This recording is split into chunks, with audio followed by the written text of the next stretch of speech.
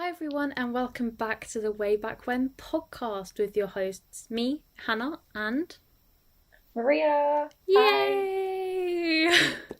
This I is tried so hard not to get a delay at that point. this is our third try at this. Third attempt. Someone just doesn't want us to record this podcast. Yeah, someone really doesn't like us. Yeah. Anyway, today our podcast is on LGBT History Month because it is February, which is LGBT History Month in the UK. Mm-hmm. And yeah, so we think it's important that we touch on this, well, it's not necessarily a period of history, but an area of history because it's very important to both of us. And I think it's important that, not necessarily that we're educating you, but that we are using our platform to further push out these messages.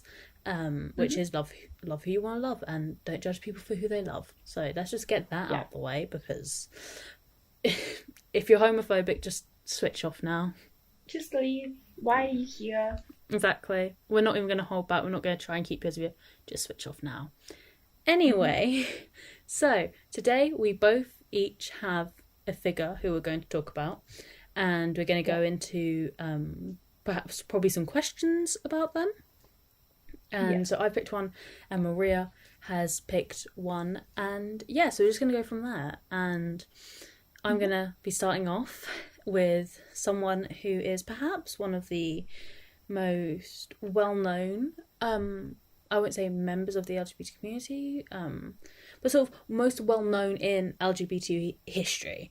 And they're definitely part of the community too, obviously. But if you have been following us on social media, you would see that we've been posting a couple of sneak peeks and a couple of hints as to who we're going to talk about. And we're going to be talking about Alan Turing today, who is a very, very incredible person, or was a very incredible person, and deserves to be talked about and to be recognised because he was an incredible man.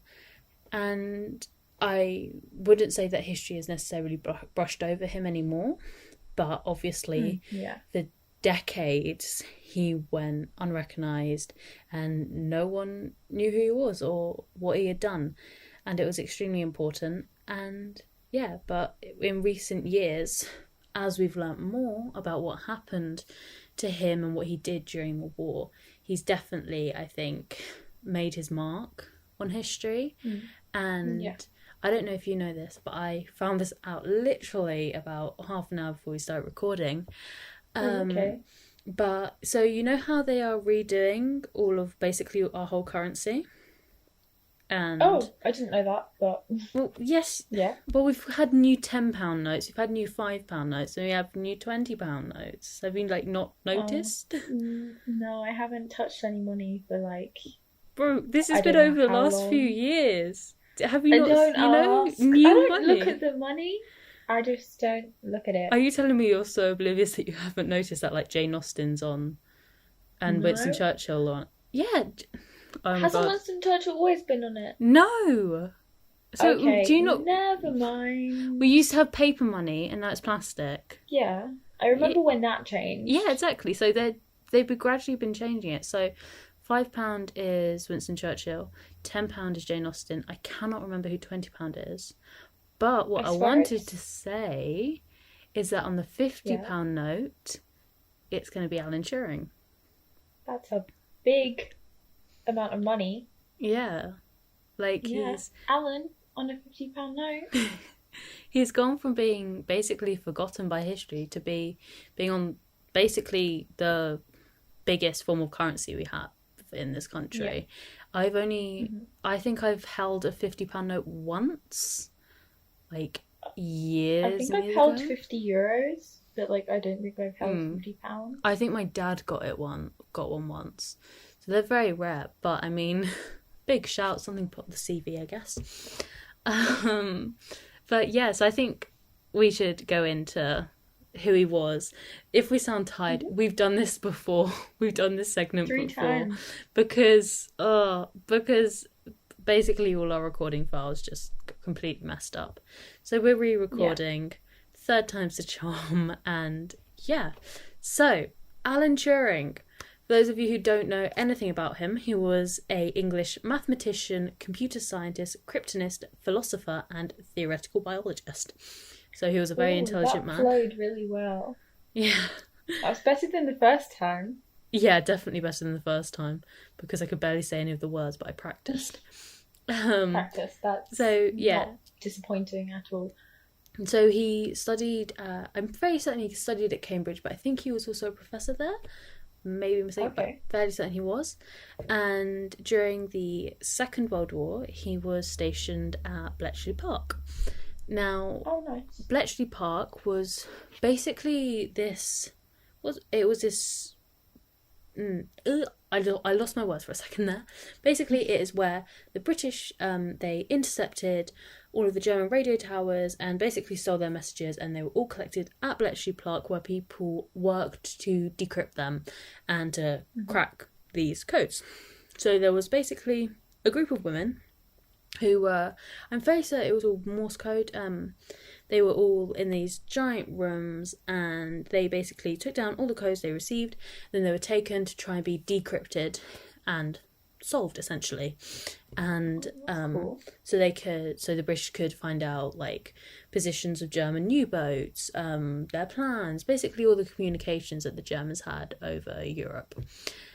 Anyway, slight problem with intercepting these messages. The British could do it fairly easily, but the trouble came in when it came to trying to crack these codes, because all of these codes were created with the Enigma machine. And the Nazi Enigma machine was a very, very highly complicated piece of tech. And I think one of the things I gathered from it, because I remember I think I saw one at the Imperial War Museum, is that at the end of the day it is just changing what letter means what. So A means H, or P means Q, and like that. So it's basically just scrambled up letters these messages came out in. Yeah. But what made Enigma so complicated and so difficult was the fact that there were infinite possibilities. There were, like, I think it gets to the billions, maybe even more. Like, there was a ridiculous number of these possibilities, and the Germans changed what the code was every night at midnight. So the British would get in these messages and spend hours to decode. And in the famous film The Intimidation Game, it does say how quickly they needed to be working to be able to effectively crack every single code that the Germans sent out, because it was just impossible. I think they said they had to be doing years' work of decoding in a couple of minutes in order to do it, because at midnight every night all the work they would have done that day would go down the toilet because the Germans changed the code. So that's difficult. That's like a whole new level of like complex code, math, things. A lot beyond what I can comprehend in foundation maths. I can't even do my times tables. You throw a machine at me, I just poke it, like, literally. Oh, numbers are beyond me. Honestly, barely understand numbers. So these people are already infinitely more intelligent than I am.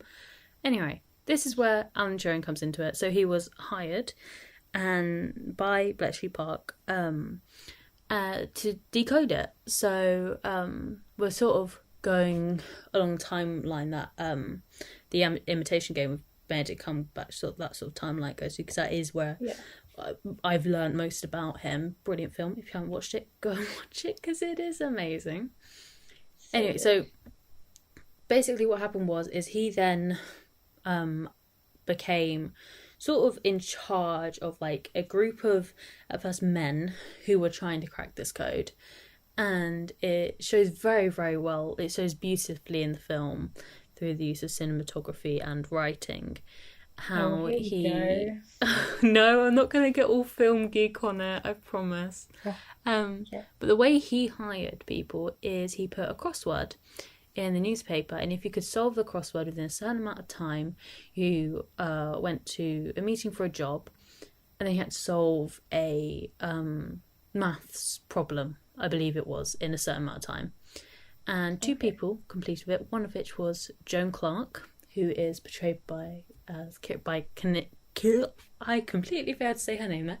Portrayed by Keira Knightley in the film, and she was his fiancée briefly in 1941, but they never married, and we'll get further into that later. But and so she was hired, and these human people, they're basically working around the clock, still doing this, trying to decode it all, essentially in a way by hand, in quotation marks, obviously in their heads with the math. So it was, they were trying to work with something that was impossible. Like, the only way they'd be able to solve it is by luck, really, you know. But then Alan Turing started to build his Enigma breaking machine, and this machine, basically, I still can't comprehend it because it was just insane what he was able to do and how he came up with this. Basically, I think the best way to explain it is this machine would search for regular patterns. So it would search for things that they always knew were in the messages. And one of those was Heil Hitler. Because at the end of all the German messages, they would say Heil Hitler, because obviously we're not going to go into Nazi Germany today. That will be a whole other podcast. But if you know anything about history, you probably know why. Anyway, so they had that, and so this machine did work, and it was able to crack the codes, but it took a very, I think it did take a couple of years for Alan Turing to be able to build it, because he was sort of stopped at every hurdle, you know, like whether it was money, whether people didn't trust him, people thought he was a spy, like, because people weren't able to comprehend what he was doing, but he did it. Paranoid English people. Yes, exactly. Because at the same time, they were fighting a war, and men were dying on the battlefields every day.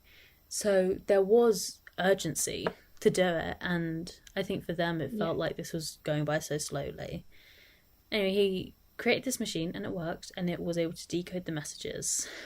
But, of course, this was I think this was one of the most highly classified areas of the war. No one knew about it. No one was allowed to know about it. Not even the people working at Bletchley knew that they'd solved it, you know? I think in the film, I don't know if this is true, but even the man who hired Alan Turing didn't know that they'd broken it. Because if there were so many reasons, if there was another war, you know, and another side chose to use Enigma, Britain wouldn't have wanted people to know they changed it, they solved it, because then no one would bother, they'd invent something harder. Obviously, if the Nazis found out that they solved it, they'd change their code overnight, you know? Changed it, Wait, quick question. Yeah. Okay, you know in the movie, there's a scene where they think one of the men is a spy. Mm-hmm. Did that actually happen? I genuinely am not sure. I'm going to look it up.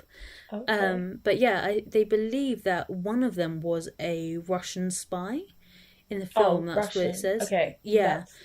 So I'm just gonna Google that now. Was there a Russian? So, obviously, if he was a Russian spy, it wouldn't have done that much damage at the time, because obviously Russia and England were allies in the Second War. There was. Oh, wow. I believe this is the same person as in the film. His name was John Cairncross. He was a British civil servant who became an intelligence officer and a spy during the Second World War, and his allegiance was to the Soviet Union. Wow. Stalin spy. So and that does come up in the film. Obviously, we don't know exactly how much of that is true, because obviously it's something that was literally held between two people, and it's dramatised, obviously, because it's a film. But so obviously, as I said, no one knew that this was solved. Wow. And but the machine, I think now is time to point out, name was Christopher, named after a boy called Christopher Morcom, who Alan Turing attended school with. And in the film, they depict this as Alan Turing having a romantic attachment and romantic feelings towards Christopher. And we know from sources that I've read, aside from the film, that they were very close friends. So we can presume that Alan Turing had romantic feelings towards him. And because Christopher Morcom died very young, Alan Turing named the machine after him. And so he died of, like, consumption? No, it wasn't consumption. It was something else, which I've completely forgotten, actually. I did... when we were research, because obviously all the research we did for this podcast was like weeks ago. Yeah. But yeah. And so after the war, everything had to be destroyed. Every single piece of paper they'd written on was burnt. They weren't allowed to say they'd worked at Bletchley during the war. There were no war records saying any of them had worked there. And so they all went home. And I remember there's quite a funny bit in the film. It's like, hopefully you'll never have to see each other again.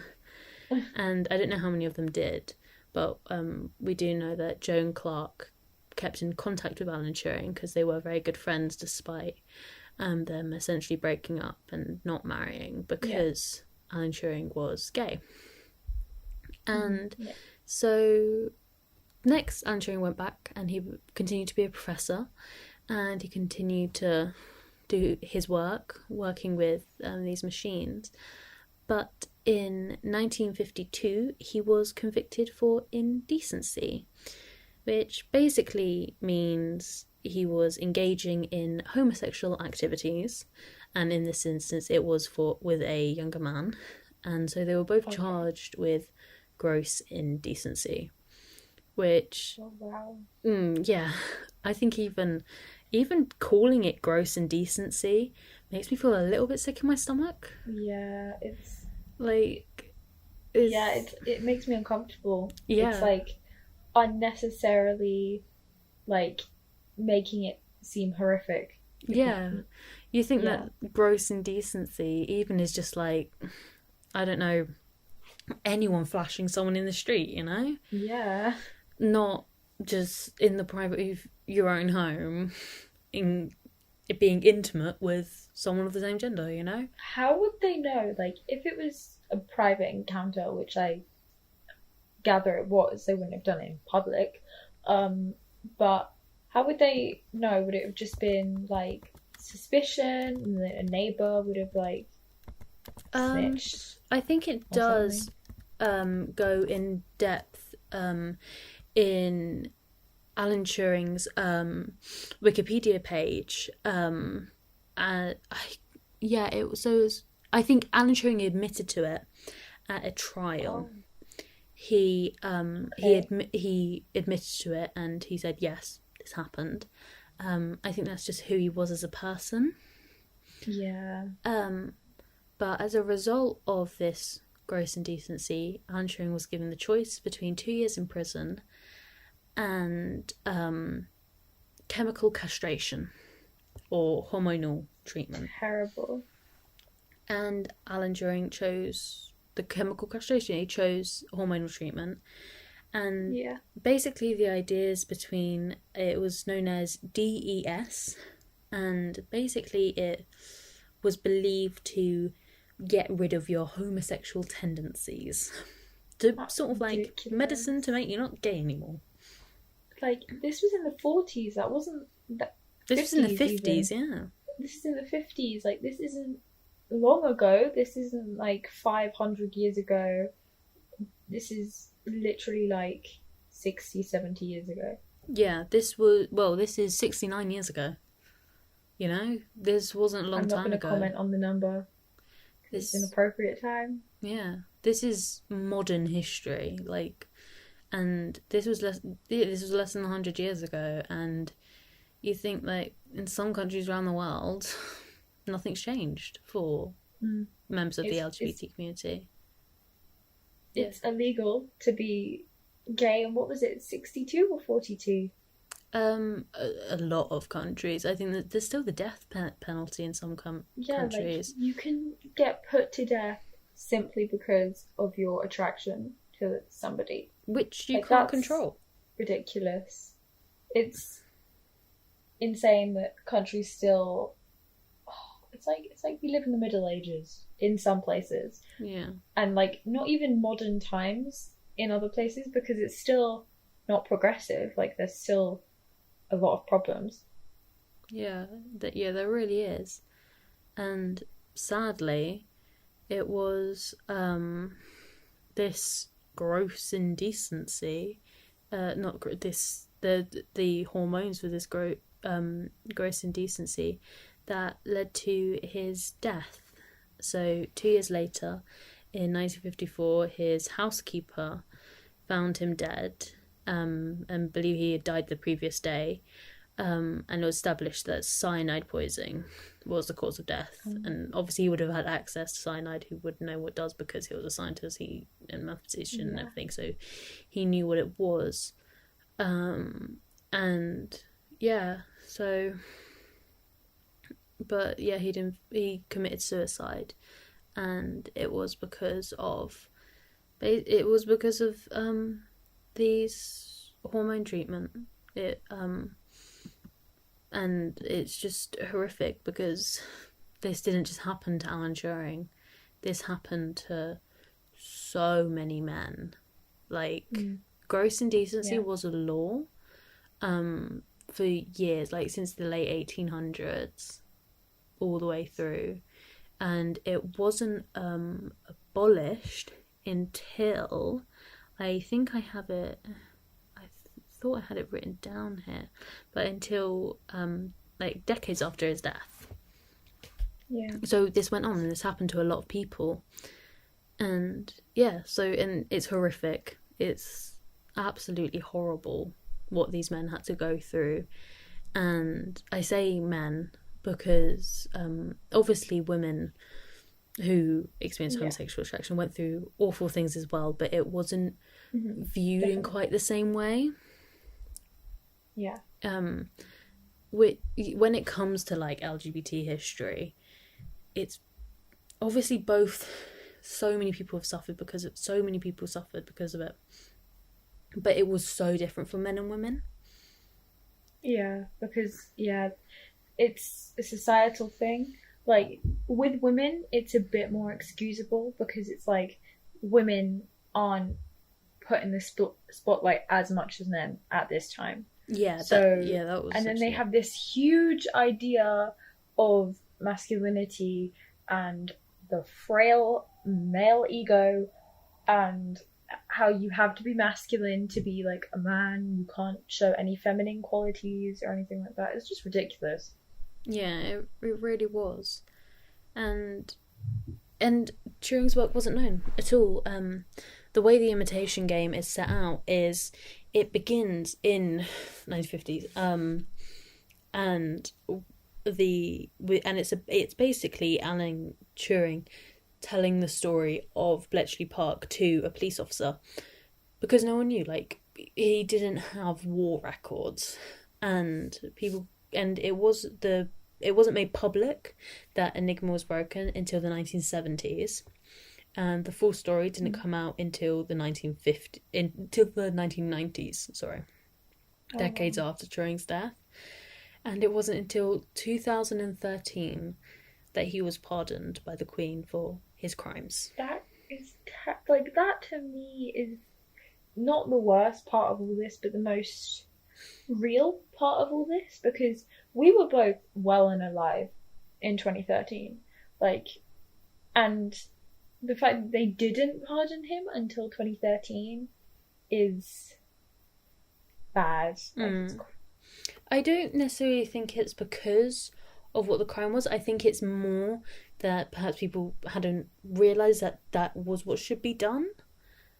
Like ignorance. Yeah. And obviously short after that, the 2014 film came out. I literally remember, we mentioned this in our first recording, that we were set homework on him. Yeah. So when the film was coming out. And I think they never mentioned about him being homosexual. Like, it was never I don't remember writing about that, because that's something I would remember writing Yeah, about. I don't think I remembered it. I don't think I I just wrote about it remember either. he was a war hero, he cracked the code, he died. Even I don't even think I knew that he killed himself. I just knew he died Yeah. quite young. I mean, we were in year 5 at the time, so I can sort of understand not Yeah. going into how he died and sort of the gross indecency. Obviously, yeah. But and obviously it's if our teacher was teaching us about the war history, obviously it's not necessarily touch on his homosexuality, but I think it should have been. It was an important part of his life and the person we were learning about, and it was a major effect on his life. So it's a key factor you need to learn about if you're going to teach someone. Yeah, Sorry, definitely. that made no sense. What I mean is, if you're going to learn about someone, you learn about their life. You don't pick and choose what you want to teach people. And we were in year 5. It's not like we had no idea what being gay was. I mean, some of us might not have, but yeah. I just think. Also, we went to a Catholic school, so yeah. But we're not. I don't think we should point fingers. Just yeah. But I agree. Yeah, we definitely should have talked about it. It should have been mentioned, because I think what he represents now is he represents those men who lost their lives to it. yeah. And I think we need to be educated about these things. We need to be taught about what happened to these people, because history repeats itself, Yeah. And I think you and I, because we look so in depth into history, is that we know that history repeats itself. I think always, all the time. Yeah, I remember this a little bit skewing off, but I sort of want to go into this. Back in 2019, I was sitting with a friend in a history lesson, and it was about November, and he said, "Oh, I did this research about history repeating itself, and there's this theory that everything's going to come to a head in 2020." And we're no. We were like, we had a laugh and was like, yeah. But when we actually researched it and we read articles, and so we sat down together and was like, right, there's going to be some kind of disease. There's going to be some kind of medical, global type thing that's going to happen. Something's going to happen globally. 2020. There's going to be political unrest. And yeah, I stand by that. We jinxed 2020. I'm very sorry, everyone. But yeah, history repeats itself, and that is why we need to be educated about the hard stuff as well. Yeah. Because you learn from your mistakes, and if you teach the next generation how not to repeat previous mistakes, hopefully things won't happen at as large of a scale as they have before. Yeah, and I think a lot of the time when it comes to history is sometimes you have to separate the emotion from it. Which is hard. Yeah. It is hard. Just learning about things in history at the moment, we're covering the slave trade in our thematics topic. And sometimes to learn about these things, you've got to separate the emotion from it. And I think when it comes to Alan Turing, when you really sit down and think about it, it's heartbreaking. It's absolutely horrible. It is so sad. What happened to him and what he went through. And so sitting down to record this podcast, sort of got to deliver the facts and try to keep it together. But but I think we're both very used to talking a lot about history. But yeah. And even still, things get to you. Certain things, certain parts of history will always get to certain people. Yeah. I mean, for me, it's I think World War One is always oddly quite a difficult subject for me to talk about personally. And it's different for everyone, I guess. But I think we'll cover that in a later podcast. Yeah, definitely. But yeah, and so I think for that reason, because this is quite an upsetting topic, we are going to be leaving links in the description on all our platforms of websites that you can visit if you want to learn more, or if you need to reach out, if you need someone to talk to. And if you, yeah, so I think, and charities and stuff. And we'll be leaving their information below, because this is sort of the quite more intense and like difficult part of the podcast, and I think yours is going to be slightly more lighthearted. Yeah, a bit more. But yeah, chaotic. Alan Turing deserves to. He should go down. He should be commemorated, because it's. I think I've got to share some quotes. I think, but obviously, the biggest and most famous one I think to do it by him is, sometimes it's the people who no one imagines anything of, who does the things no one can imagine. That's heartbreaking. Oh my god. Yeah, and it's such a wonderful quote, and it's in the film several times.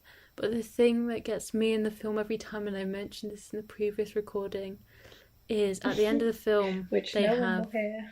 text on the screen, and it says, "Scientists developed Turing's work and used it to develop these machines. They were called Turing machines.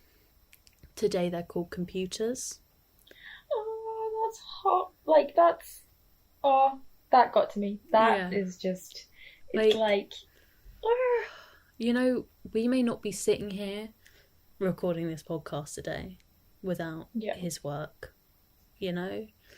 And I think, just thank you, you know? Something as simple as that to that man, because that his work is just incredible, you know?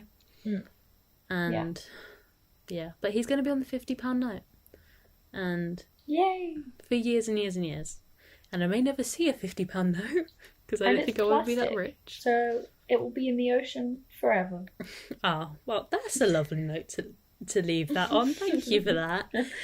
Anyway, I think, do you want to ask some of your questions? Do you think? Yeah, I asked these last time, so I'm prepared this time to ask them fully and sound confident and not sound like I'm reading off a piece of paper like I was last time. So my first question is, what do you find the most intriguing about Turing? Oof, I think it's probably about just what an incredible mind he must have had. Like, to be able to comprehend that machine is insane, you know? Yeah. This is talking about numbers in the billions. Like, I have dyscalculia, so I can't understand numbers well. Like, and I'm just shit at math. Yeah, so... even counting on my fingers I find tricky. So to me, the fact that he could do that is just like blows my mind. Like, he was such an intelligent man, and he did so much for this country and the world. It's like, towards the end of the film, Joan Clark talks about how she went through a town on a train today that could have been destroyed if it wasn't for him. He saved millions of lives, and I think he shortened their work shortened the war by years. You know, like, he did such incredible work. Yeah. This is more my curiosity. But do you know what happened to the Russian spy? Oh my god, how did I know that you were going to ask this? I'm just obsessed with Russia, Soviets, Stalin. Right, well, I am having a look. Well, he didn't pass away until 1995, at the age of 82. That's after the fall of the Soviet Union. That's really sad. Oh, you are ridiculous. In Hertfordshire, in England.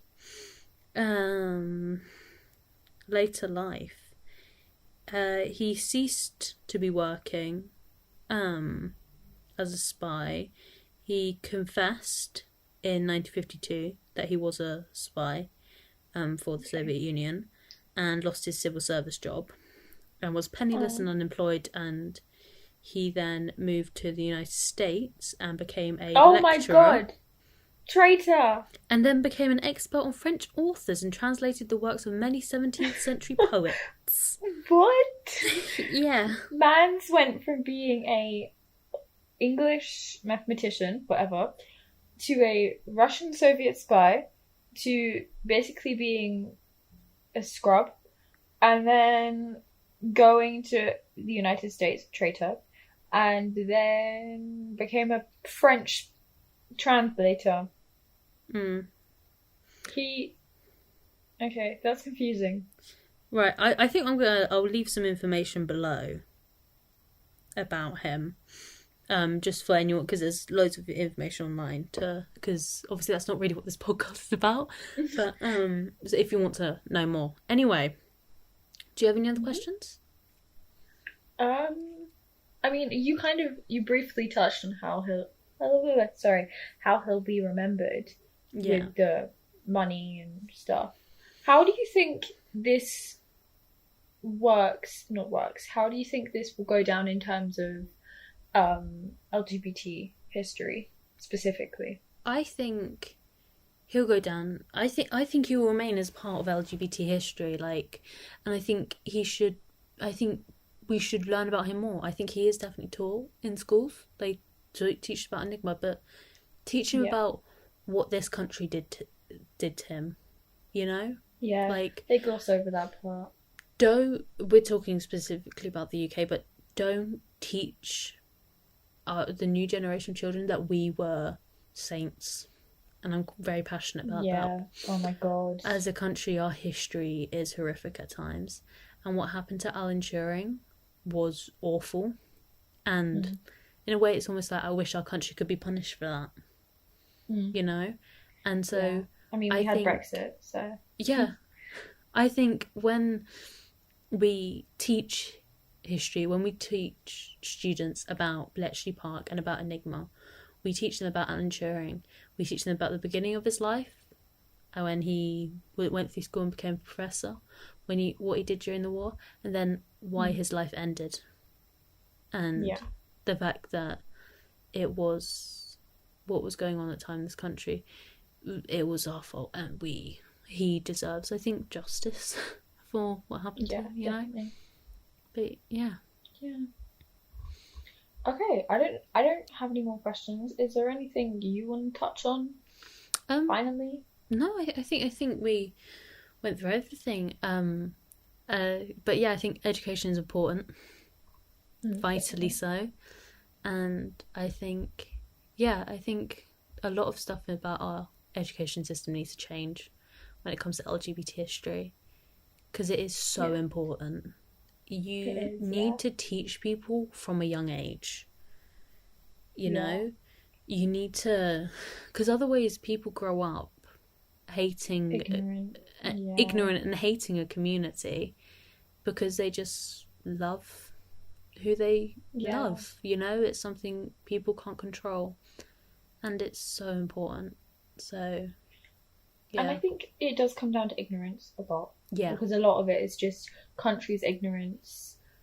Like, the country as a whole being ignorant. By country, I mean England. We're both from England. Brexit.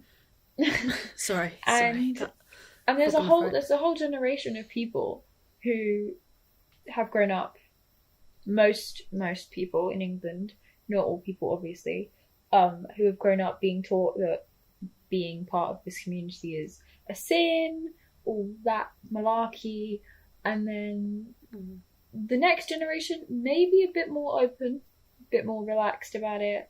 You had icons like Freddie Mercury, David Bowie, all those wonderful people, and then the next generation, millennials. I'm not going to talk about millennials; I don't like them. And then you have our generation, which is Gen Z, which is a lot more relaxed. And that's the internet. That's the internet, I think. Because I've learned all this from the internet. Which we might not have had without Alan. Yeah, exactly. I think it definitely comes down to age. I don't think we can necessarily really blame or put a lot of negativity towards older generations simply because it was how they grew up. And I think this is something that it's almost like it needs to be phased out, you know? Yeah. Like, But older people, older generations can still learn, because obviously they're not all like that, obviously. But they can still learn. Like, there's still little time, but there's still time for them to learn. yeah, I agree, definitely. Yeah. So, do you want to go into your side of the podcast? Okay. Yours is a little bit more relaxed, A and little bit more relaxed. I have no idea what you're going to talk about, so fire away. Oh, really? Oh, I'm glad. Okay, so obviously, with all my stuff, I do ancient history and mythology, all that. I need to give a little bit of context before I talk about. Is that going to take like an hour? No, it won't take an hour. It'll take me like 2 minutes to explain. Don't worry. Okay. And you know quite a bit about this. Yeah. So obviously, I'm talking about Artemis and Callisto. So I'm just going to tell you who Callisto is, who Artemis is. I'll just briefly explain. So Artemis is one of the 12 Olympians, which is the main pantheon. This is Greek mythology. By the way, mythology. for anyone you didn't catch on, okay? Sorry. I was about to say that. Okay, just give me a chance. Artemis is the daughter of Zeus and Leto. Zeus is the king of the Olympians, and Leto is a titan from the previous generation that ran everything. I'll explain that in another video. I can't be bothered to do all that now. And Artemis basically took a vow of chastity, which means no sex. But in ancient Greece, sex only counted with men. So you'll find that out in a minute. So Callisto is then... Oh, Artemis is a goddess, by the way. I just want to clarify that. She's a goddess of virgins, young girls, the hunt, and like the moon. Like, she's a moon goddess. It's hard to explain. And she's the twin sister of Apollo. Oh, I forgot about that. I know my stuff too. I know my stuff I'm too. so proud of you. Okay. I'm going to talk about Callisto now. Callisto was a nymph. She was the daughter of a king of Arcadia, which is a kingdom in ancient Greece. I don't think it exists anymore. I'm not sure. It might still do. I don't think it's a kingdom anymore, but like, I'm pretty sure it's a place. Anyway, so basically Callisto was one of Artemis's hunters, which means she took a vow of chastity, she hated men, all that lovely stuff. But like I said, Artemis is a virgin goddess. She doesn't have sex. Women don't count. So... Wait, Maria. Yeah? Would you say this is a lesbian alliance? Yes, it's a lesbian alliance. Oh my god, no one's gonna understand that now. If anyone's wondering what that was, in our last recording, we were talking about a French author called Colette. And something written on her Wikipedia page was that her husband encouraged her lesbian alliances. Lesbian alliances. Oh, this is great. Okay, perfect time to that use needs to be phrase. a segment on the podcast. Lesbian alliances segment. Definitely. Okay, so back to the myth. I just need to clarify. This is mythology. Don't know if it happened. Might have happened. Don't know. Can't tell. Written probably by men. Okay, carry on. Whatever.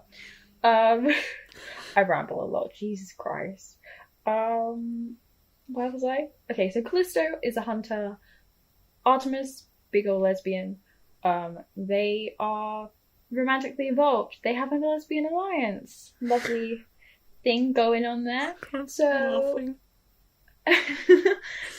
who messes everything up in mythology? Wait, what did you say? Sorry, I didn't. Who messes everything up in mythology? Zeus. Obviously. See, even she got it right. Yeah, Zeus is the king of the gods, so I'm not gonna talk too badly about him because I don't want to get struck by lightning. No, don't you dare! Regular breakdowns about this. I had a breakdown in the back of the car in Italy about this, but I'm getting off topic. Let me speak. Jesus Christ, woman. So yeah, Zeus, horny, has a wife who didn't even want to marry him in the first place. Can't. Zeus horny? Yeah. Okay, let me finish. Okay, so Zeus, horny, has a wife, yeah, all that, okay? Can't keep it in his pants. Has a wife who is also his sister. I'll explain that in another video. But he basically sees this beautiful girl, Callisto, and is like, I want that. But obviously, he can't get with his daughter's girlfriend because she's a maiden. She's sworn off men, all men, including Zeus, because, you know, he's a god, which is great. Sorry. And so Zeus does the most understandable thing and turns himself into Artemis. We love some shape-shifting gods. So he's like, in order to get my girlfriend's girlfriend, no, not my girlfriend's girlfriend, my daughter's girlfriend, I'll just turn into my daughter. Easy as pie. So he goes down to Earth, turns into his daughter, which is Artemis. And basically, Callisto doesn't think this is abnormal. She sees her girlfriend, partner, and is like, yeah, it's normal. And then basically she ends up pregnant. Don't ask me how the autonomy in that works. I don't think I want to know. I don't know. They don't explain that part in classics. Well, sometimes they do, but just not in the story. Oh my god, I'm a mess. Okay. She gets pregnant. Okay? Yeah? Yeah. Preggo, whatever. And then she, like, realizes she's pregnant, realizes she's been tricked, and is like, shit, Artemis is gonna hate me if she finds out that I got pregnant, because she kind of figures out, oh, it must have been a god.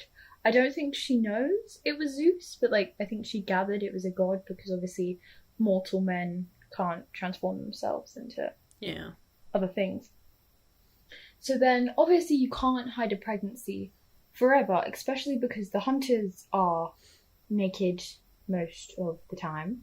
So one day, when the hunters were bathing in a river, Artemis looked over at Callisto, noticed she was like 8-9 months pregnant, is like, you broke your vow, and you cheated on me, which is a big deal. Artemis flips out, kicks her out the hunters. Lovely girlfriend breakup stuff. Nice. Yeah, we said that at the same time. Okay, this part I always get confused on because it varies. So then it depends. We don't know who actually turned Callisto into a bear. But like, it changes depending on myth. Oh, I knew you were gonna get confused. One second. Okay, I need to read who turns her into a bear. One second. So, guys, just for reference, if your girlfriend cheats on you, it's totally okay to turn her into a bear. Okay? Yep. Just tip. Forget, like, trashing their car or breaking their PlayStation. Just turn them into a bear. You know? Works every time.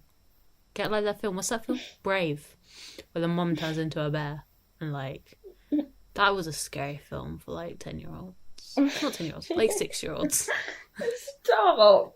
Okay, so... I was filling the silence, okay? Okay, so it varies depending on mythology. So sometimes it's Hera that turns her into a bear. Sometimes it's... Why is Hera getting involved? Because who slept with her husband? Oh, yeah, that's fair enough. But this isn't this chick's fault. Like, come on, calm down, people. Oh, yeah, but Hera can't take it out on Zeus, so she had to take it out on the women. Which I'll explain in another episode. Don't worry, I have a whole thing planned for Hera. Don't worry. This is just a sneak peek for other episodes. Definitely. Okay, I need to carry on with the mythology. So yeah, Callisto is now a bear, as you do. She's in the woods. She's pregnant. She's still pregnant. With a demigod, by the way. Percy Jackson. And she's a nymph. Oh my god. We're not doing that now. Okay. Oh my god, stop distracting me, woman. Alright, this is such a mess compared to the first half. What was I saying? Okay, so she's a bear. And, okay, so the end of Callisto's life also changes depending on mythology, because obviously the Romans fucked everything up and rewrote Greek mythology. Dickheads. So yeah. Well, don't be careful what you say. Caesar will come down and hit you with something. I don't know. With a chair. With a chair. Oh, I don't know. Okay, so yeah. Callisto's pregnant, and then she gives birth. All that lovely jazz. She's a bear who gives birth to a human, by the way. That makes sense. Just need to specify. Demigod human. Bear gives birth to demigod human. Which is totally normal, but this is Greek mythology. So then the son, depends on the myth again, either becomes king of Arcadia or just kind of disappears and we never hear about him again. In one version of the myth, the person who kills Callisto is Artemis. She's still in love with Callisto, but she obviously doesn't recognize it's her because she's a bear. That's some Romeo and Juliet shit right there. That's some Artemis tragedy. doesn't know her girlfriend's a bear, so she shoots her because she's a hunter, you know? Yeah. And Callisto dies, and then Hera's like, oh, I kind of liked her, and turns her into and then turns her into a star constellation, which is Ursa Major. Nice? Oh, that's not, you see, and I didn't know that. And I did explain this to you in Italy, but no, you didn't. It's fine. Yes, I did. Okay, I probably wasn't listening then. I gathered that from the fact that you didn't know what was going on in the story. So Hera sends the gal, dead bear gal, up to the stars, and she becomes a constellation, or Artemis sends her up as a constellation. It depends on the mythology again. I've said that like 5 times. Okay, so second version.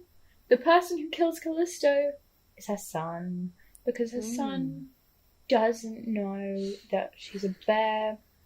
He becomes king, he goes out hunting. So, yeah, he kind of just shoots his mum casually. Nice. And she also gets sent up. In every version of the myth, she gets sent up into the sky and becomes a star pattern thing that doesn't even look like a bear. Like, I don't know how the ancient Greeks looked up at the sky and went, ooh, that looks like a bear. Well, from now on, whenever I see Ursa Major, I'm going to be like, that's that lesbian chick that is. But also it's kind of poetic because Artemis is the goddess of the moon and she's in the stars and all that lovely. And Hera's just looking out from Olympus, seeing her husband's daughters both love her, and she's like, I hate you. Yeah. But anyway, that's it. I thought you were going to be telling me like a really nice lesbian love story.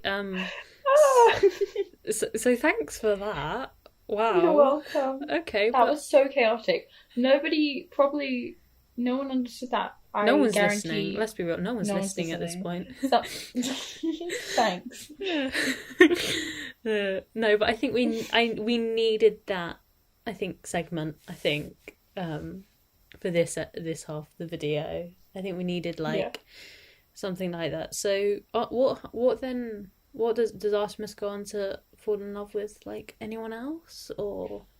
Obviously, mythology doesn't really have like a linear timeline. They have the beginning, like the creation stories and stuff. So we don't know if Artemis like fell in love after Callisto, but obviously she has other lovers and that stuff. Yeah. Some people think she fell in love with Orion, but I don't think she did because he was a male. And he ends up getting turned into a star constellation as well. What one's he? And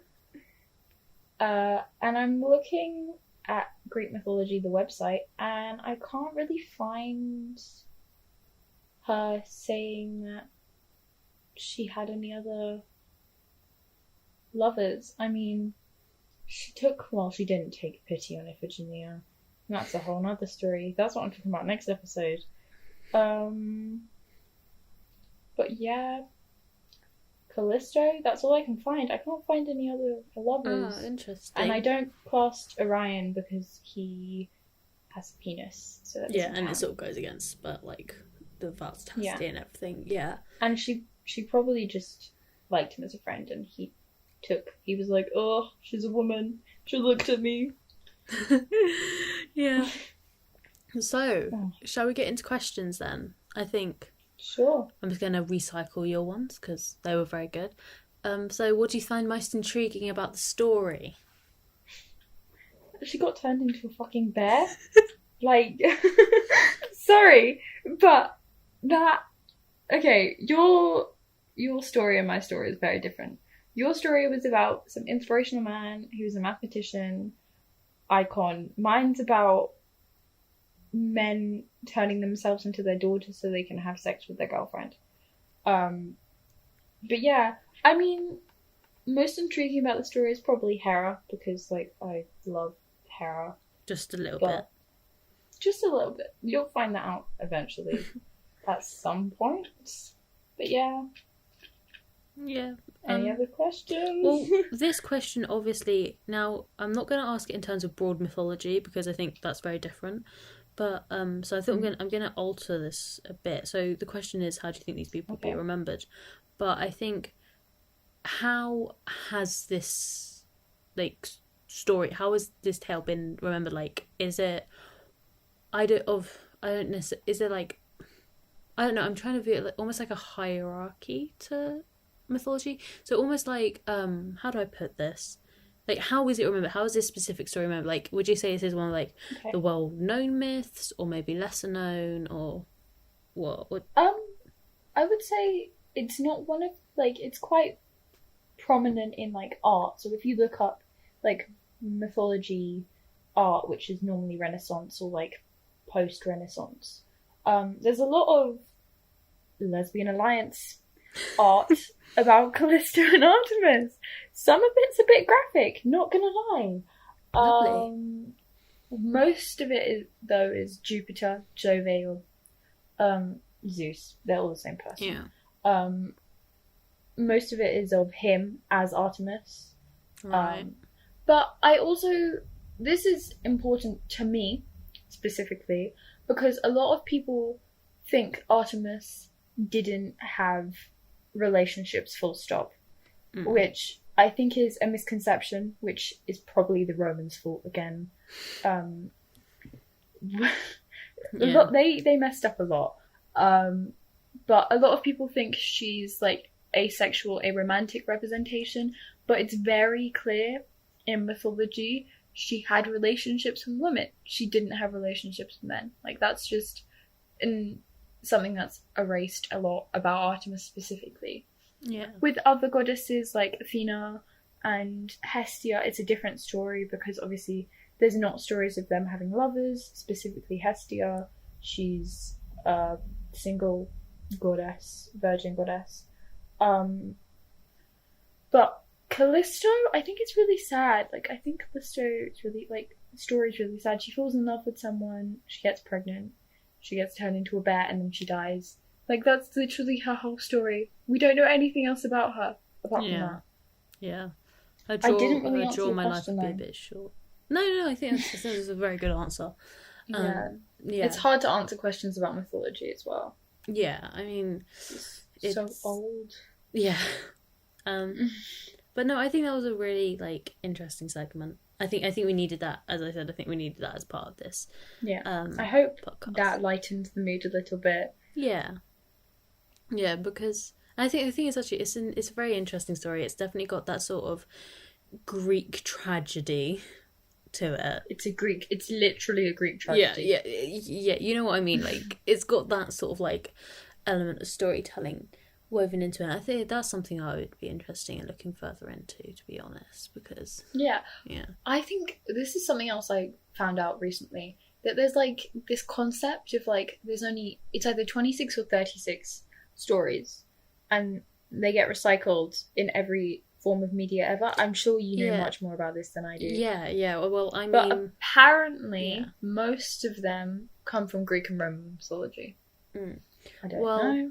Well, as I've probably ranted to you about this before, but I'm a massive fan of the philosopher Joseph Campbell.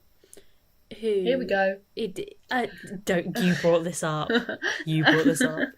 And basically, he developed that sort of like the monomyth theory, in that it's that every story is the same.